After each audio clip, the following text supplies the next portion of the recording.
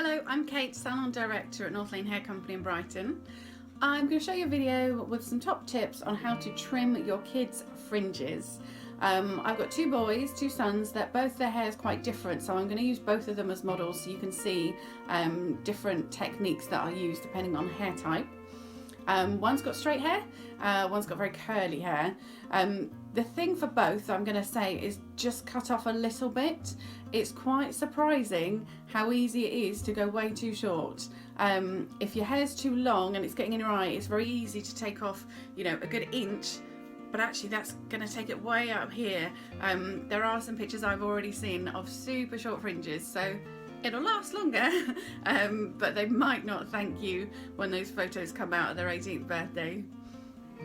A couple of tips before you start.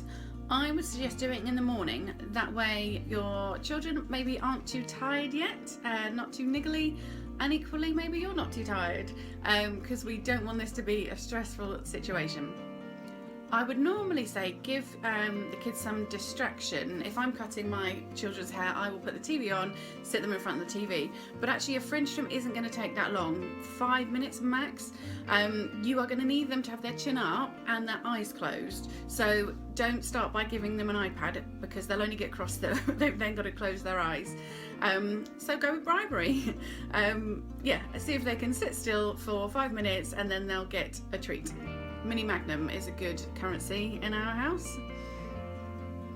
We're going to use tools that I know you should definitely have at home right now. I say we're in lockdown, so you're not going to Boots to go and buy some hairdressing scissors. So we're going to use a hairbrush, I've got a Denman brush, and we're going to use nail scissors. It's easiest to cut hair when it's wet. So as much as I have advised when you trim your own fringe to trim it when it's dry, for your kids' hair we're going to damp it down and then cut it while it's wet. Two main things is the shape. So if you have, say you have a daughter who's got very long hair, if she's got a fringe here and then long length there, you're going to want to tuck away the longer length and just find the section that is the fringe, because you don't want to be cutting further and further back into here to make a fringe going too far back. She will not thank you for that. So tuck the longer pieces behind her ears and then cut the bit in the middle.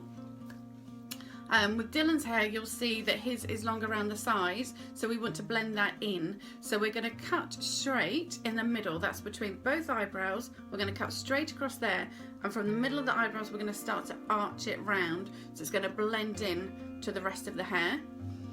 With Max's hair, he's got short hair, so the fringe is going to go straighter across, which I will demonstrate shortly. Also, you want to be at eye level with the hair that you're cutting. So get your kids to be sat on a higher chair, maybe sit them on the table, and then you sit down on a lower chair or a stool, so you can be sort of almost underneath them to be looking up at the bit that you're going to be cutting. If you are above them looking down, it is very easy to cut too much off because you can't see exactly where it's sitting. Okay, so here we have Max. Hello. Hello, Max. Max is going to be 8 next week, so I'm sure he can handle sitting still just for a bit of a fringe trim. So we'll get him gowned up in a minute. Probably best for you guys to have your kids sat in their pants, because cutting hair over a towel, the hair will just get caught in the towel. So have them sat in their pants. We're going to use a cutting gown because we have the luxury of that. So when we're cutting the fringe, all we're going to do is cut this middle section. Okay, we're not cutting into the sides here or here, we're just going to cut this middle bit. So I'm going to get Max gowned up and wet his hair down ready. Okay, so Max is gowned up and he's got a very wet fringe. So for Max, what we want to do, his hair's really thick, we want it to be not a dead straight line like a bowl cut. We want it to have some texture and just take the length away a little bit. So I've got my brush, and what I'm going to get Max to do is just put his head up a little bit. I'm going to comb it up this way and then hold it in my fingers. Can you see that? Just got a little bit through there.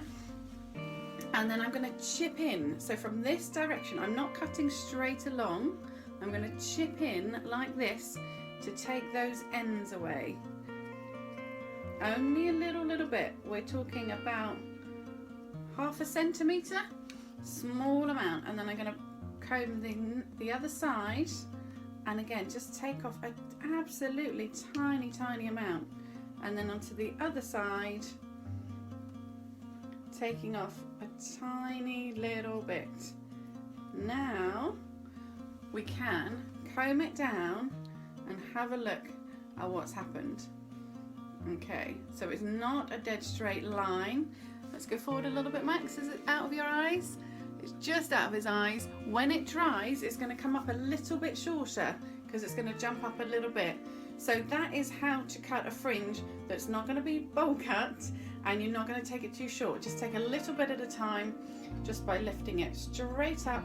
You need to have fingers like this and quite a lot of tension holding it in there, and I'm using my finger here against Max's forehead to push my fingers up into the air to hold the hair through there. Again, go forward, Max, so that you can see that's the bit that you're going to cut nice and straight. So you're going to do one section in the middle, one section on the side, the other section on that side. Now the next step, if your kid has got very long hair, you might want to do a couple of those sections going back. So I'm going to show you that next.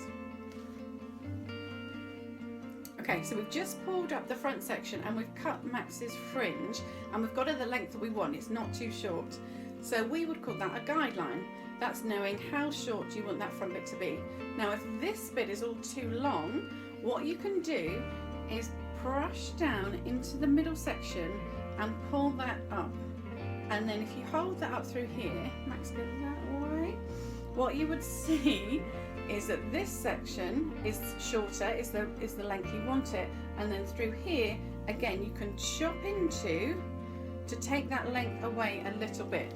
So you would pull that up in the middle, and then you'd go section further away from you, and then a section closer to you, following the line that you've cut at the fringe, knowing you're not going to go shorter than that. Okay, so we've cut the fringe, taking away length from here by lifting it up, and then we've cut the length through the top in 3 sections with our scissor fingers in the middle, and then to the side, and then to the side. What you can do then is comb it back as you did first, but then bringing your section further back, and then combing again and bringing your section further back, and looking at the hair each time you bring it back. Again, just chopping into, never cutting dead straight. So there is hopefully some top tips to how to cut your kids' fringe. Thank you, Max. So we just watched that video back, and Max had a great question. What's your question, Max? Why do you never cut straight? So I didn't explain that, sorry. So we don't want to cut dead straight because it leaves the hair really blunt. Just a dead straight line, it can allow for a few errors. So if we chop into the hair, it doesn't show up any errors, but equally it just means it's a nice soft look through the front. A dead straight line, you're going to look like a bowl cut. So chop into, it gives a softer, more textured look.